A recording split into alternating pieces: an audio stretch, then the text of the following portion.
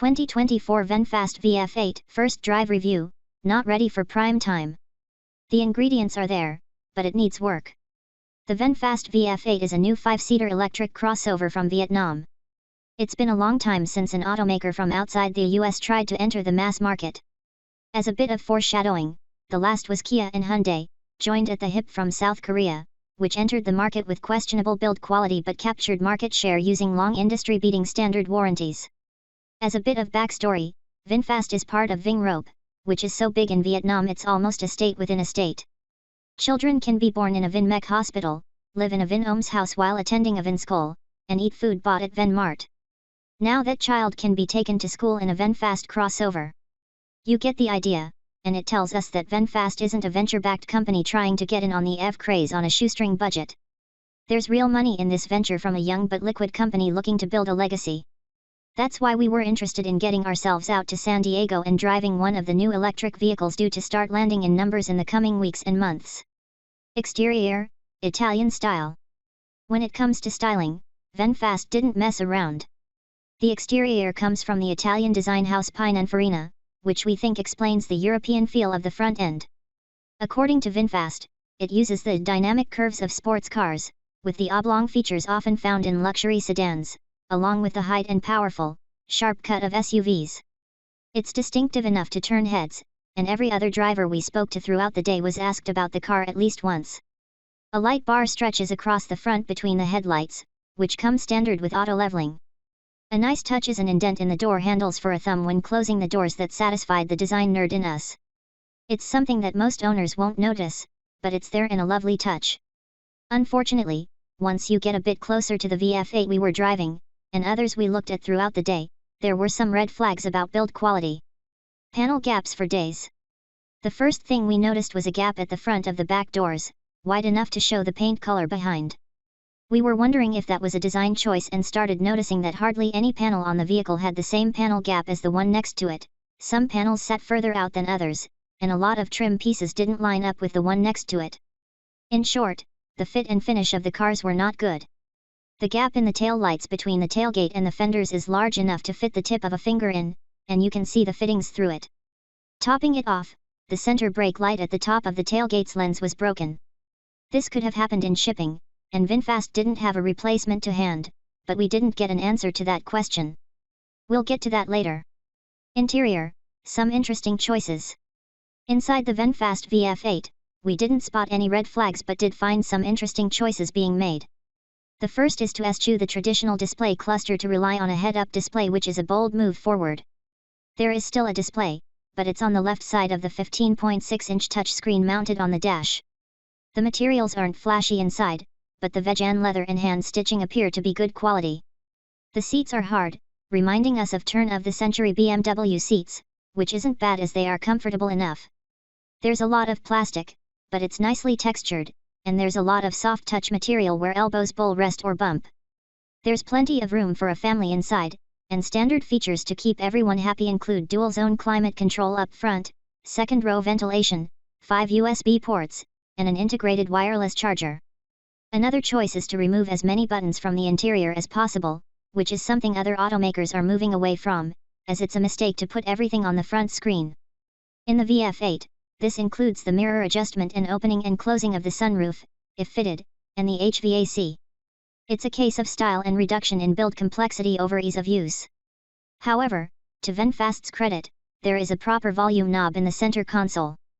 A user interface issue we picked up on is that on the screen, there's an icon that represents information, and the vast majority of people will expect that to take them to an information screen, not the settings screen for the head-up display.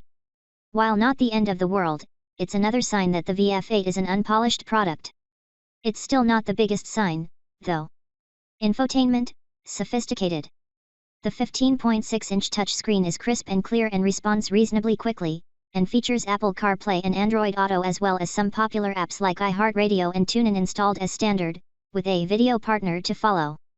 There's not a lot special in the infotainment system, and it was fine to use for a couple of hours. The Echo trim gets an 8-speaker system while the rest, including the City trim we were driving, get a 10-speaker system that sounded much better than we expected.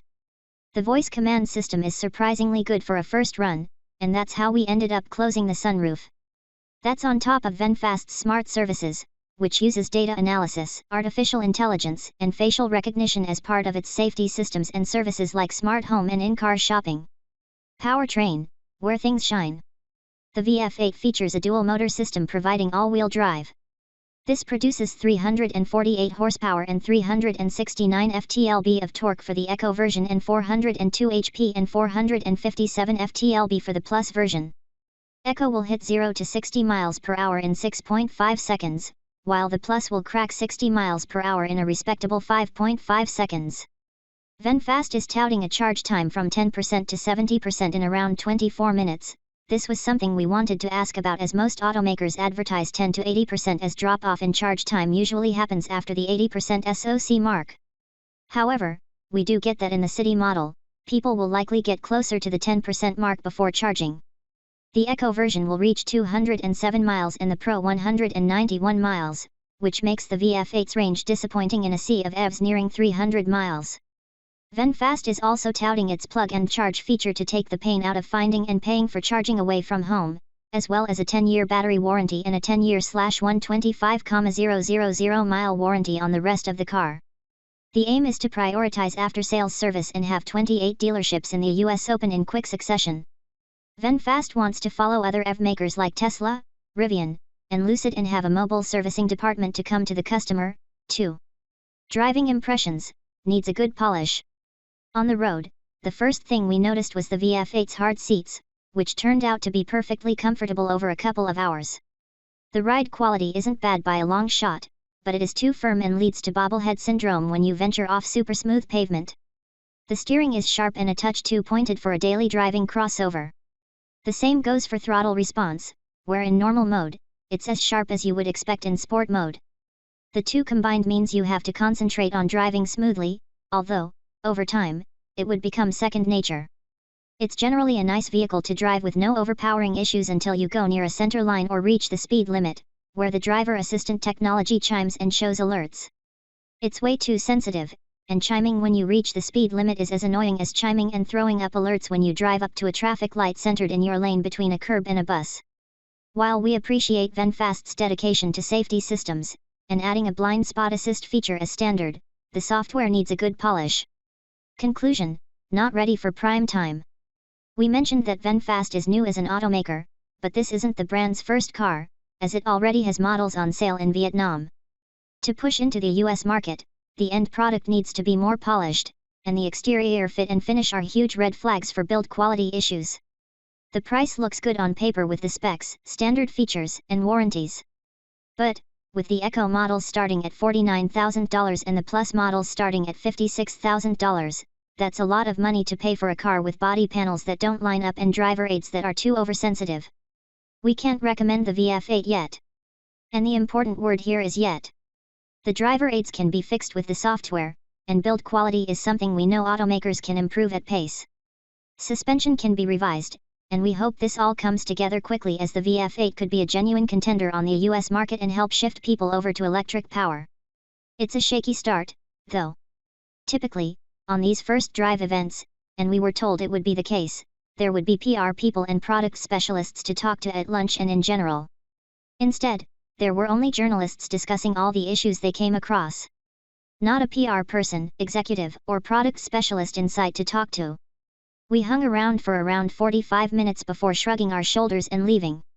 Typically, this would be where the automaker would get a chance to address issues or clarify details, and we could pass those comments on in our first drive review. New cars are rarely perfect, and we often drive pre-production models which do have flaws. As it stands, though, we have to assume this is the quality of the car that will be reaching customers soon. It shows a lot of promise but needs work. If you're interested, we would suggest waiting and seeing what issues the early adopters have and how VinFast deals with them.